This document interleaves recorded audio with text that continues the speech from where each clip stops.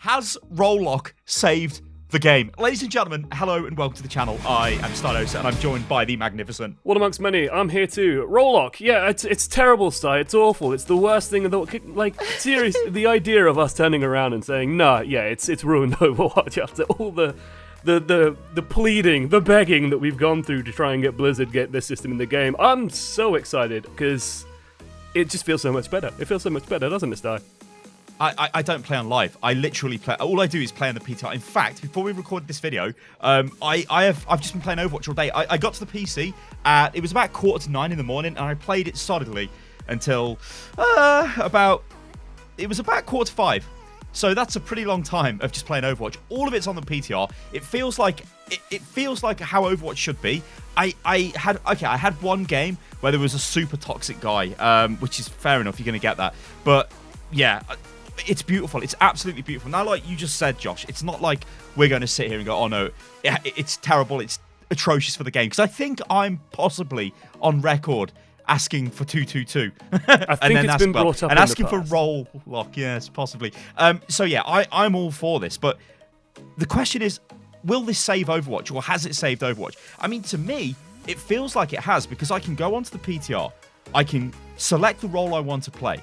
I can play that role, and I feel like I'm contributing to the team. I feel like everything is going well. It feels great. I feel like I'm becoming a better player, and it is cool. What used to really gut me on live, and I hated this, is I'd want to go into a game, and I'd be thinking, right, I want to get better at, let's say, I don't know, pick a random hero, Hanzo, let's say. Okay, so today I'd like to play Hanzo, but the first game I go into, I end up with, well, 3 DPS or something, so I can't play Hanzo, and I'm like, okay, I've got to play something else. And then the next game I go into, something else happened, and it's like, okay, I've sat here for an hour now trying to do what I wanted to do, and I can't do that. And that is by far the biggest positive to this entire system, is you will get to play the hero you want to play. Well, and you it said sounds something crazy. that's... Well, hang on, it's crazy that this is now a thing after like 4 years. It's just... You mentioned something earlier that I think just signifies like how much people want this feature, which is that you were playing at what, 8:45 on PTR, and you got games. Yeah. And PTR's been up for like over a week now, with like Sigma coming in as well. Like the fact that you are getting games at that time on PTR just shows you how much people want this and how much people enjoy playing it. Like, the fact that you can actually get games and get queues for all of that time, and I know PTR's like global, it sort of links you up across the planet if it needs to, but that, like in the UK, that's going to be in the middle of the night in the USA, that's going to be one of the deadest times for Overwatch, and you're getting games on the PTR. If that doesn't signify that people want this and enjoy this, I don't know what does, because I did some quick play on live the other day, and I instantly hated it. I just instantly it was just an instant like contrast of, man, I'm kind of actually glad that, you know, we're going to see maybe this turn into more structured, more simple, because I just wanted, you know, I was like, yeah, sure, I want to practice more Widow. I've been doing like a ton of free-for-all with Widow, doing Widow headshot only. Let's try it in some quick play. And then instantly you just get like an awful team. Nothing has any significance. Nothing. It just plays like a weird deathmatchy style thing, and it just doesn't feel quite right. But it's so much better to have that structure, and it's so much better to not have to worry about hero select. Like, to me, hero select was always the weakness of Overwatch. The fact that every single game started off with like almost like a deadlock, where 3 people lock in DPS, and then you have to have a rational discussion on the internet about the merits of who gets to play DPS. And as you can imagine, that often didn't work, and especially in like Europe, where you have so many different languages, so many different cultures, so many different people, it's just people can't articulate their thoughts very well, they get angry, they get upset, and then you end up with this whole problem of just having an argument to start your game. The start of the game is like being an argument. That isn't good. That isn't good at all. And it's so much nicer now. I think I've played 50 plus games on the PTR on competitive, and I've never ever been flamed for the hero I was playing. I've never been called out for like, what the hell is this DPS doing? What's this support doing? What's the tank doing? Yet on live, I would be called out quite a lot because people just they just blame, and it's like, hang on, why are you throwing blame at me? Look at yourself, maybe. But this is not happening on the PTR, and it has to be because everybody has this type of, you have this innate respect for your team because they are the rank you are at the role they're playing. You get what I'm saying? So on live, you're just like, well, I'm actually a Grandmaster Genji, right? So let me play DPS, but I've had to fill. In fact, what usually happens is the DPS guy, let's just say it's some insane Genji one trick. All this person does is play Genji. It's awesome. It's fine. Whatever. Goes into the game. They've got no tank. So goes, okay, I'm going to play Orisa. Plays Orisa. As soon as they die, blames the DPS, then just picks Genji and proceeds to just do whatever they want. Now, is that person throwing the game? Well, what about the other people that all picked DPS and destroyed the team comp? That does not happen on the PTR because with the role lock system, the Genji guy can just go and play Genji if he wants. It's like, whatever, we've got Genji. I'd be lying if there wasn't some discussions in the match that I've seen where people have gone, maybe we need a bit more shield break, or obviously Sigma is the latest hero, so you see a lot of Sigma. Is Sigma the hero that we need to win this game? There are discussions like that happen, but there's never an outright attack. And like I said, this is from a sample of like 50 plus games I've played on the PTR, and I've never ever come across somebody go, this guy is terrible, swap your hero, or you just attack somebody for the role they're playing. They don't do that, and it must be because everybody is, well, you're all the same rank, effectively. I will balance that out and say that I have seen it, but it was just literally a guy going, oh my god, this is literally the worst Widowmaker I've ever seen. And to be honest, that was like in the very, very early days as well, because like you mentioned, it's the respect thing, and it's also the knowledge that, I can go and play nothing but Moira like for weeks and weeks and weeks to get Grandmaster, and on live right now I'm in I'm a Grandmaster, and then I start picking Widowmaker, and suddenly my Widowmaker is Diamond, right? My Widowmaker is terrible compared to what my Moira might be, and it's completely different skill sets. So you have knowledge now that that, this is role-based SR. So you know that, your DPS should be at around this SR. You have, confidence in their ability to play the hero, and as a result, you do get that sense of respect. It is respect. It's like, this guy probably should be around this level. This guy isn't, he's just been playing support or whatever, or he's just playing DPS and now he's playing tank and he's completely lost. With some level of confidence that actually this guy might know what he's doing and he might be appropriate for this level. And so, again, it's just stripping away arguments. It's stripping away frustrations and problems with the game. I mean, at the end, let's just take any competitive season from the past. At the end of the season, you will get those guys that have been tank mains all season just decide to play Widow, decide to play DPS. And you can tell. You go into the game and there would be no damage, or the support would be terrible or something. You look at the person's profile, if it was public, and it might be something like, this guy's just played Orisa, Reinhardt, Winston. He doesn't play anything else all season. But can you really blame that guy for wanting to play DPS? Issue was, it put him into the same SR game that he is as a tank, which is just absolutely terrible, and destroyed the game. PTR solves that. I mean, I'm looking at this is my rank on the absolute unit account. Now, it's 3,934 on damage, it's 3,600 on support, and it's 3,700 on tank. I think that's fair. And I'm just like, that's cool. So I know when I go into these games, I always have a good game. Now, just to touch on PTR SR and all that at the moment, the way PTR works is when you complete your placement games, it will put you in I think it put me at about 3.8k, I remember, for DPS. It will put you in the level you will be on live. So when this rolls out to live and you complete your 5 placement games, if you do your 5 placement games right now on PTR, it will be the same as on live. The difference with PTR is it is a bit wild when it comes to SR corrections after you win and lose games.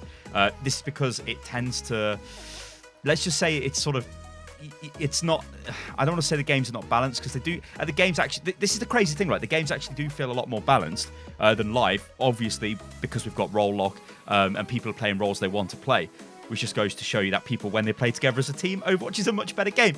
Anyway, the issue on live, on PTR will be, when you win a game, it can give you 100 SR. If you lose a game, it can drop 100 SR. And it takes quite a few games for it to start balancing out and you get standard SR gains.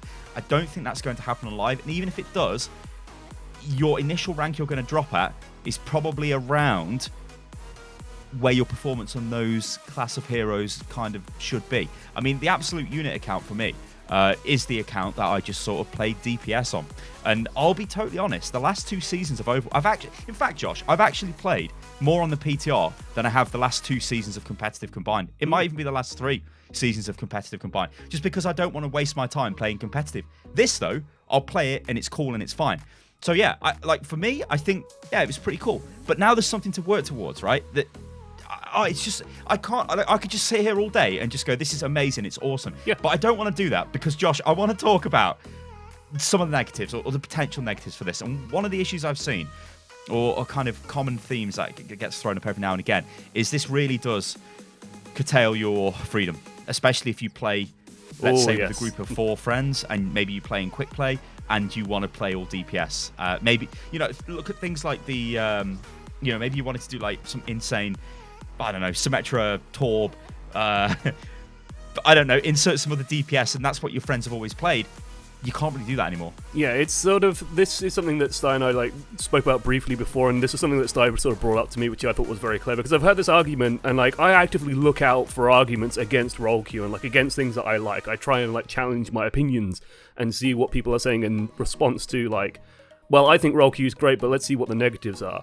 And one of the few really convincing ones I saw is well, if you play with 6 friends and you just want to all play 6 supports, or you want to play all DPS or all tanks, and you want to go into quick play and do that, you won't be able to after role queue. You'll instead have to go through the arcade, and there'll be an arcade game mode of old school quick play or whatever they're going to call it, and it's going to be buried, and the queue times are going to be longer, and it's going to be much, much harder.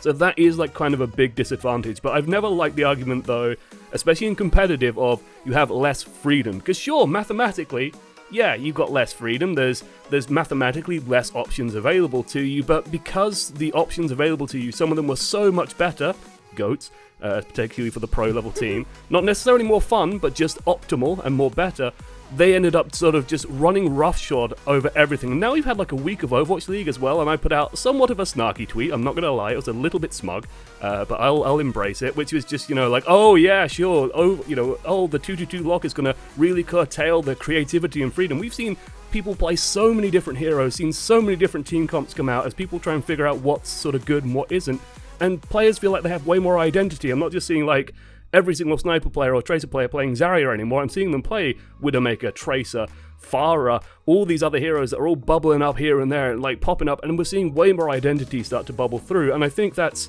great for the professional scene, but also for us as players. It means that, well, you can now go and work on an individual hero. But let's focus on those negatives as well, because the other one that I saw, as I try and hastily remember. Well, before you come in with that, Josh, I'll let you remember. We've kind of got 2 things happening, haven't we, with Overwatch League and the pro level? You've got a complete new forced meta, but also it kind of was the start of a new meta in the way. So it's these 2 things clashing, so it does breed more diversity when it comes to the hero selection. I guess, though, we'll have to wait and see.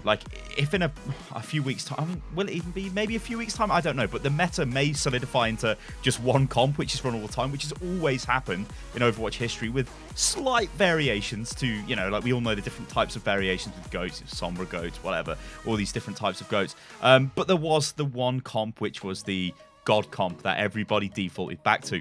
And I think a lot of people, I say a lot of people, what I'm trying to look at here for the pro type of meta, I mean, you're probably going to see a lot of Hanzo and a lot of Widow, and then you're probably going to see Sombra mixed in, and Orisa, Hog, most likely, Ana, Zen. That's probably going to be the meta, with little swaps here and there, but we don't know, right? Because we have seen such an insane diversity.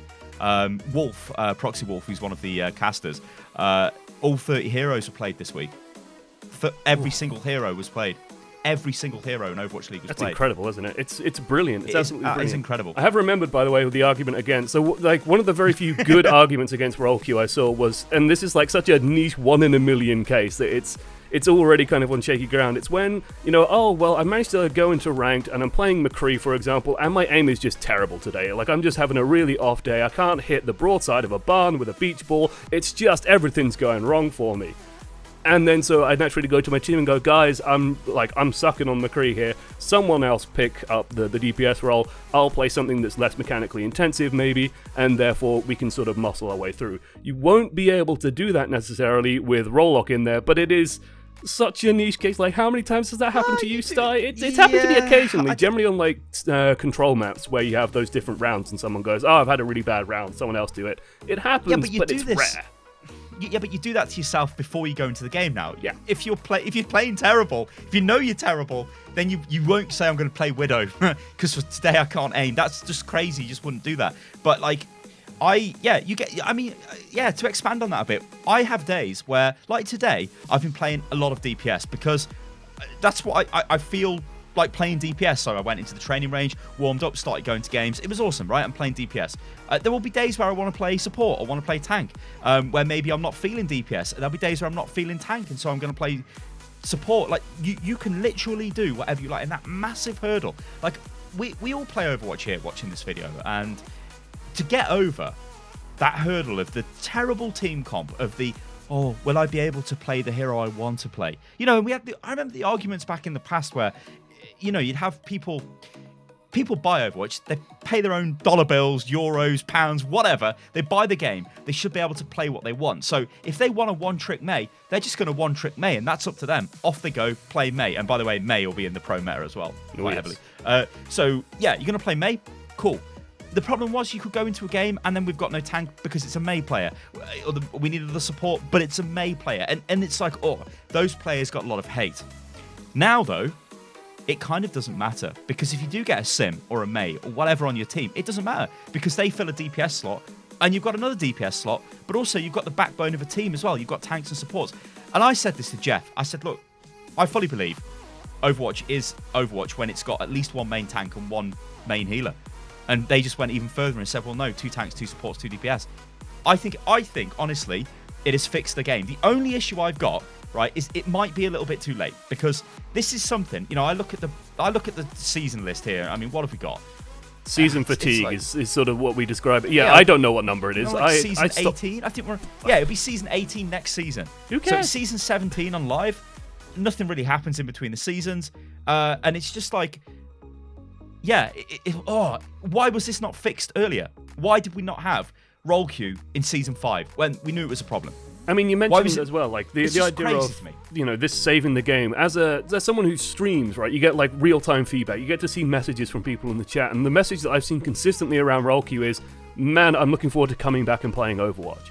And that, to me, like you mentioned, it is too late, but it might not be too late, because there are a lot of people now turning back and looking back at Overwatch and going, you know what, I can now actually go and play the game that I wanted to play. This is the game that I wanted to play. This is the game that I imagined playing, and now that is available to me, and it's so much more fun. We've got big streamers coming back. We've got people looking at the game again, wanting to pick it up again, because this is like a massive change to the game that it's needed for a good while. It's needed a bit of a kick in the pants, and it feels like this is the kick in the pants that we've been after, and I cannot be more excited for it to hit live.